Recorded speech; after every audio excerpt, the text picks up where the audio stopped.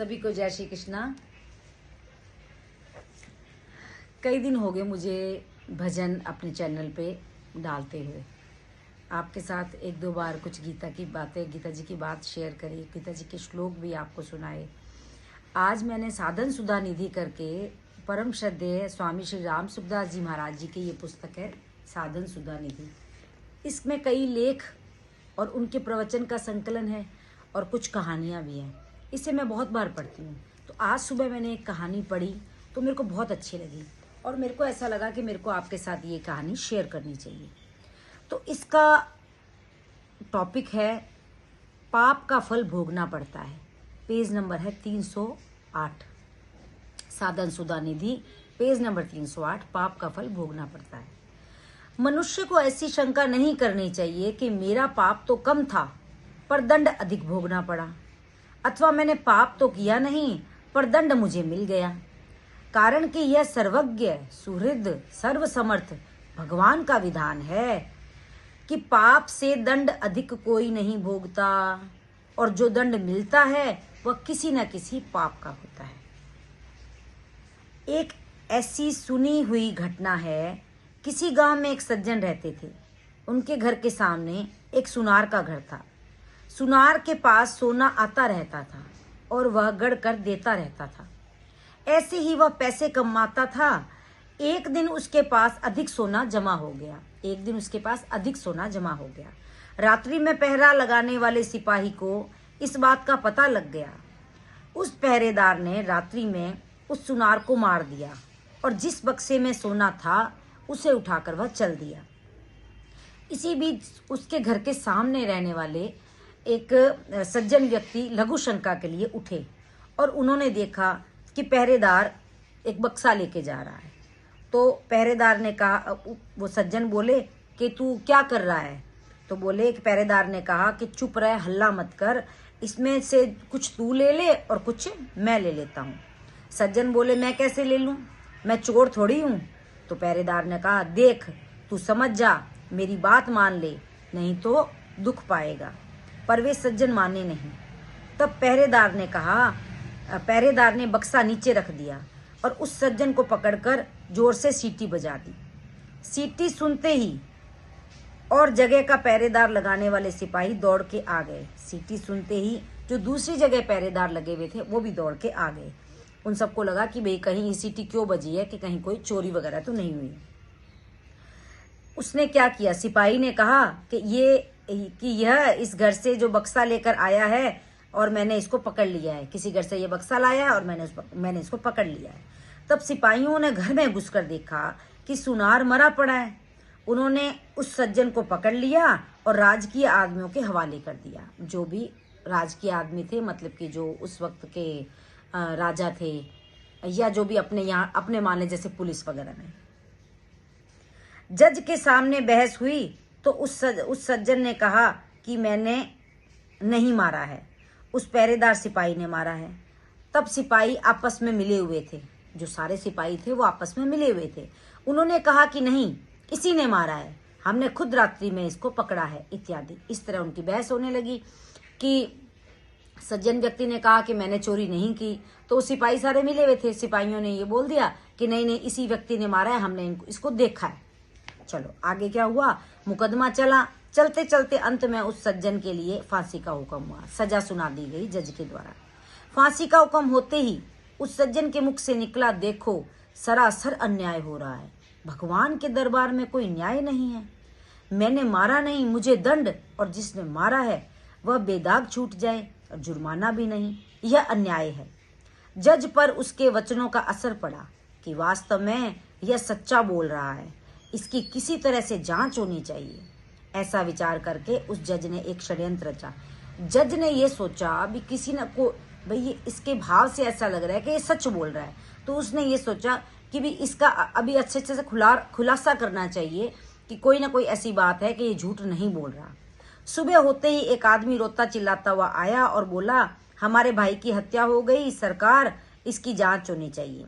तब जज ने क्या किया, जज ने उस सिपाही को और उस कैदी सज्जन व्यक्ति को, जिसको सजा हुई थी, मरे व्यक्ति की लाश उठाकर ले जाने के लिए भेजा गया। दोनों उस आदमी के साथ वहां गए। जहाँ लाश पड़ी थी।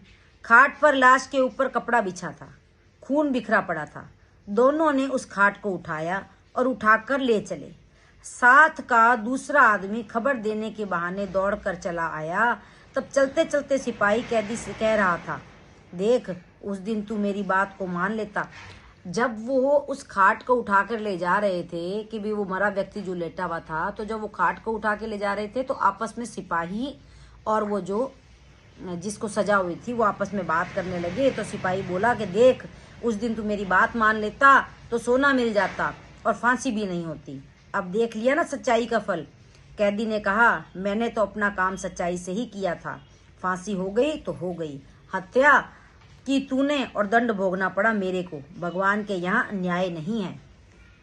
खाट पर झूठ मूठ मरे हुए के समान पड़ा हुआ आदमी उन दोनों की बातें सुन रहा था। जब जज ने सामने खाट रखी गई तो खून भरे कपड़ों को हटाकर वह उठ खड़ा हुआ। जब जज के सामने खाट रखी गई तो खून भरे कपड़ों को हटाकर वह उठ खड़ा हुआ। उसने सारी बात जज को बता दी कि रास्ते में सिपाही यह बोला और कैदी यह बोला। यह सुनकर जज को बड़ा आश्चर्य हुआ और सिपाही भी हक्का बक्का रह गया। सिपाही को लगा कि लो, हमारी तो पोल खुली कि अब खुली। सिपाही को पकड़कर कैद कर लिया गया क्योंकि असलियत जज के सामने आ गई थी। खून से सने हुए व्यक्ति ने उठ के सारी बात बता दी, परंतु जज के मन में संतोष नहीं हुआ। उसने कैदी को एकांत में बुलाकर, जो सज्जन व्यक्ति कैदी था, उसको एकांत में बुलाकर कहा कि इस मामले में तो तुम निर्दोष हो, मैं मानता हूँ, पर सच सच बताओ कि इस जन्म में तुमने कोई हत्या की है। वह बोला कि बहुत पहले की घटना है। कौन बोला? वो कैदी बोला, वो सज्जन व्यक्ति बोला कि बहुत पहले की घटना है। एक दुष्ट था जो छिपकर मेरे घर मेरी स्त्री के पास आया करता था। मैंने अपनी स्त्री को तथा उसको अलग अलग खूब समझाया, पर वह माना नहीं। एक रात वह घर पर था और अचानक मैं आ गया। मेरे को गुस्सा आया हुआ था, मैंने तलवार से उसका गला काट दिया और घर के पीछे जो नदी है उसमें मैंने फेंक दिया। ये कौन बता रहा है? ये वो सज्जन व्यक्ति बता रहे अपनी पिछली पुरानी बात। क्योंकि जज के मन में क्या आया? जज के मन में ये आया कि मैंने सारी जिंदगी घूस नहीं ली, मैंने सारी जिंदगी धोखा या झूठ नहीं बोला, तो मेरे हाथ से गलत काम नहीं हो सकता। तो मेरे हाथ से जो सजा सुनाई गई है, इसका मतलब इसमें कोई राज है कि इस व्यक्ति ने कुछ ना कुछ कभी कुछ ना कुछ गलती की है। तो वही बात थी कि गलती सामने आ गई। तो उसने बोल दिया कि मैंने मेरी पत्नी के पास ऐसे ऐसे करके कोई आता था और मैंने उसका गला काट दिया। तो उसने इस घटना का किसी को पता नहीं लगा। यह सुनकर जज बोला, तुम्हारे को इसी समय फांसी ही होगी, तुम्हारे को इस समय फांसी होगी ही। मैंने भी सोचा कि मैंने किसी से घूस रिश्वत नहीं खाई, कभी बेईमानी नहीं की, फिर मेरे हाथ से इसके लिए फांसी का हुक्म कैसे लिखा गया। अब संतोष हुआ, उसी पाप का फल तुम्हें यह भोगना पड़ेगा। सिपाही को अलग फांसी होगी और तुमको अलग फांसी होगी। उस सज्जन ने चोर सिपाही को पकड़कर अपने कर्तव्य का पालन किया था। फिर उसको जो दंड कर्म मिला है वह उसके कर्तव्य पालन का फल नहीं है। उस सज्जन ने क्या किया? सज्जन ने चोर सिपाही को पकड़कर अपने कर्तव्य का पालन किया।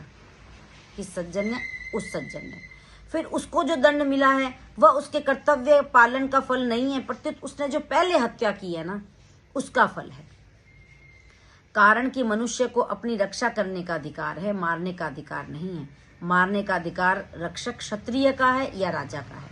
अतः कर्तव्य का पालन करने के कारण उस पाप अर्थात हत्या का फल उसको यही मिल गया और परलोक से भयंकर दंड से उसको छुटकारा हो गया।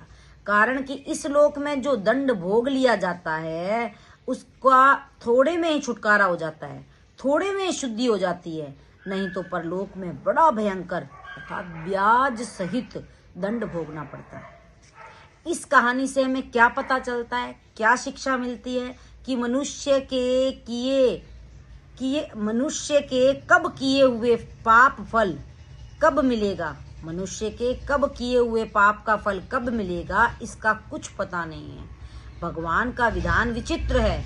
जब तक पुराने पुण्य प्रबल रहते हैं तब तक उग्र पाप का फल भी तत्काल नहीं मिलता, और जब पुराने पुण्य खत्म होते हैं तब उस पाप की बारी आती है। पाप का दंड भोगना ही पड़ता है। चाहे इस जन्म में भोगना पड़े या जन्म जन्मांतर में। कहने का मतलब ये है कि जब तक हमारे जो पुण्य प्रबल रहते हैं, आज मेरे पास धन वैभव बहुत है, मेरे पास कोई कमी नहीं है भोगों की, अपने जो मेरे को सुख सुविधाएं चाहिए, लेकिन मैं अपने जीवन में मैं बिल्कुल नास्तिक हूँ, मैं भगवान को नहीं मानती हूँ, खूब पाप करती हूँ और खूब गलत करती हूँ। तो फिर कोई ये सोचे कि भाई ये तो बहुत मतलब अपने जीवन में ये तो भगवान का नाम ही नहीं लेते और ये तो बड़े शहनशाही जिंदगी जी रहे हैं। तो इसका अर्थ ये नहीं है कि ये आज का फल भोग रहे हैं, ये पुराना भगवान का बोला ना, भगवान का विधान बड़ा विचित्र है। अपने प्रबल पुण्य इतने होते हैं कि वो पहले हम पुण्य खत्म करते हैं और फिर पापों की बारी आती है। तो फिर इससे यही हमें सीखने को मिलता है कि करने में सावधान और होने में प्रसन्न। स्वामी जी महाराज बोलते हैं कि करने में हमेशा सावधान रहो, कोई भी काम करते समय सोच विचार के करना चाहिए और भगवान की मर्जी में मर्जी मिलाकर होने में हमेशा प्रसन्न रहना चाहिए।